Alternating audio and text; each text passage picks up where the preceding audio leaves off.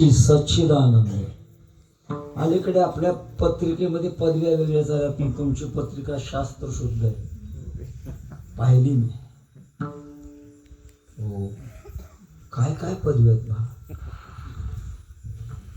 विनोदाचा सम्राट बादशाह.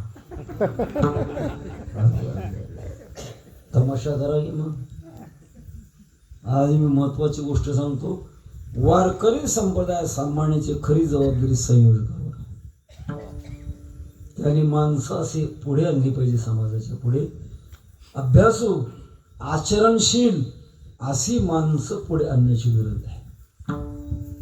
समाज खड्ड्यात जाईल वारकरी संप्रदाय इतका चांगला असून सुद्धा, किंवा आयुष्याच्या साधने सच्चिदानंद पदवी घेणे, सच्चिदानंद अवस्था प्राप्त व्हावी याच्याकरता या देहातून भगवंताचं सतत चिंतन करावं. वाट्याला आलेलं कर्म करायचं आणि कर्म करत असताना भगवंताचं नामचिंतन घेत राहायचं.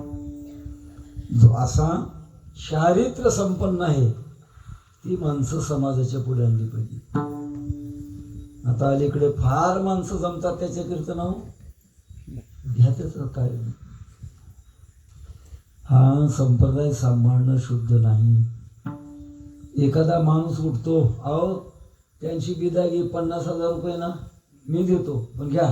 त्याला सरळ सांगा, बाबा आमच्या संप्रदायातल्या नियमात बसणारीच आम्ही घेणार, तुला करायची इच्छा तर एरवी कर.